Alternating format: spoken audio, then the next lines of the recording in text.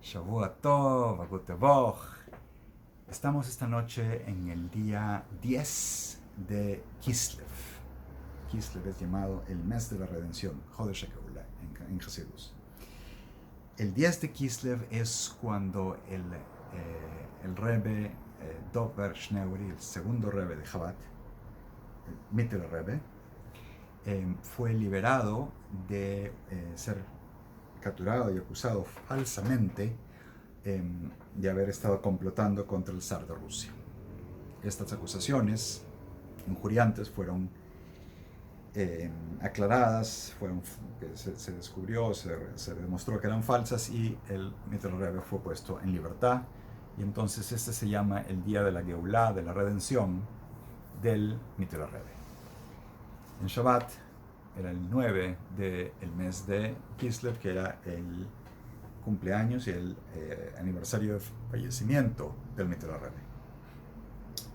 Y ya que hablamos de una acusación falsa que se revela que es falsa y se evitan consecuencias de esta acusación, la historia número 53 del Shivchei Baal Shem Tov, que voy a narrar esta noche, se llama Alilat Dam Bezaslav, el libro de sangre en la comunidad de Zaslav.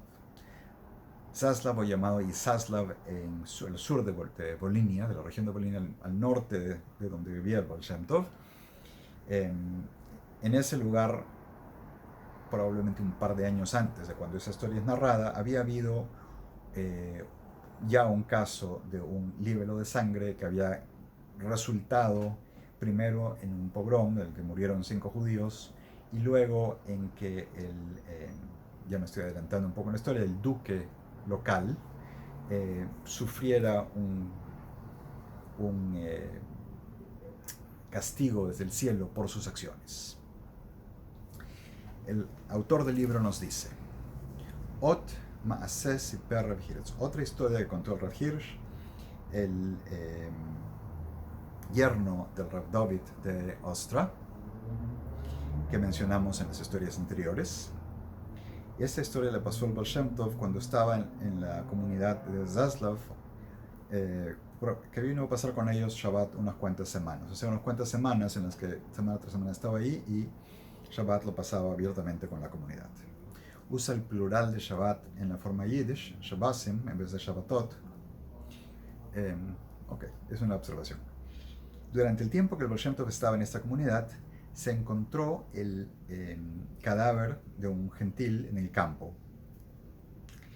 Y los gentiles locales, los no judíos locales, trajeron una acusación, ya que había pasado un par de años antes que había habido una acusación, dijeron que los judíos han matado a este hombre.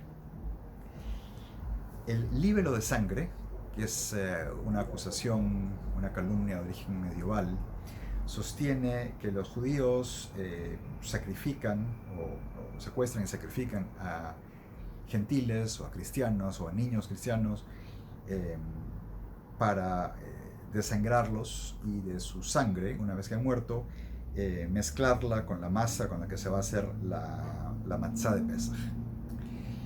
Toda esta acusación es falsa completamente, o sea, del punto de vista de la ley judía, todo lo que se está diciendo es falso.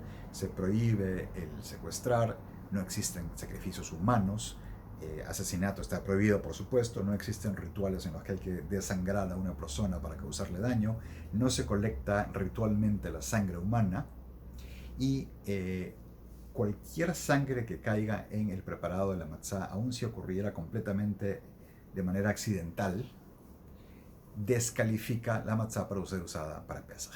La matzá de Pesach es solamente harina sin leudar y agua, mezclada, aplanada y horneada rápidamente, y no se permite que se leude ni que le entre ningún otro ingrediente. Así que una gota de sangre que cayera por accidente descalificaría ya esa matzá. Ciertamente no existe un ritual, pero con esto se ha incitado muchas veces a la gente, a los gentiles, especialmente en las zonas donde la gente cree que tales rituales son verdades, cree en tales calumnias, generalmente la gente más pobre, los campesinos más pobres, para ir a atacar a los judíos, a causar pogroms en las comunidades judías. Y creo que hasta el día de hoy hay campesinos en las zonas donde vivió el Baal Shem Tov, en el oeste de Ucrania, el sur de Polonia, que todavía creen que tales cosas son verdad. En todo caso, pasa en Zaslav, el Baal Shem Tov está ahí y llegan esta noticia, se ha encontrado el cadáver de un gentil y se está levantando una acusación. Trajeron el cadáver de este gentil a la duquesa, cuyo marido había sido involucrado en las acusaciones contra los judíos hace un par de años antes. Ya se había aclarado que las acusaciones eran falsas, pero el duque de esta ciudad, al haberse involucrado en eso, recibió un castigo del cielo y falleció. Y la duquesa sabía esto, entonces ella dijo: no se puede presentar una acusación sin investigación, pruebas y el proceso en una corte. O sea, ella estaba en contra de acusaciones falsas sabiendo lo que puede resultar de tal cosa. Entonces, puso así, que si no se establece que fueron los judíos, de forma colectiva, quienes han matado a este hombre, no podemos presentar esa acusación. Cuando los judíos de la comunidad de Zaslav escucharon tales cosas, le pidieron al Rav Isaac que fuera a donde el Baal Shem Tov, estando a casa de su padre, el Rav David, a decirle lo que estaba sucediendo. Rav Isaac entró y vio que el Baal Shem Tov estaba de pie, con un pie en la tierra y el otro en un banco, repitiendo versos del Zohar que su sofer, su escriba, el Rav Tzvi, estaba leyendo en voz alta. Había una luz especial, un éxtasis en la cara del Baal Shem Tov, los ojos abiertos, muy amplios. Rav Isaac trató de intervenir, de llamar la atención del Baal Shem Tov, y el Baal Shem Tov, con un gesto, lo hizo callar y retirarse. Esto pasó un par de veces. Entonces la gente de la comunidad de Zaslav le pidieron al papá del Rav Isaac, al Rav David, en cuya casa el Baal Shem Tov estaba alojado, que viniera. Sabían que Rav David era un hombre mayor, respetable, y que el Baal Shem Tov no lo iba simplemente a alargar. Entonces el Rav David vino, le dijo al Baal Shem Tov lo que sucedía, y el Baal Shem Tov dijo: no escucho que se esté hablando de esto, o sea, arriba en el cielo. Entonces tal acusación no tiene una relación real. Después del día de Shabbat,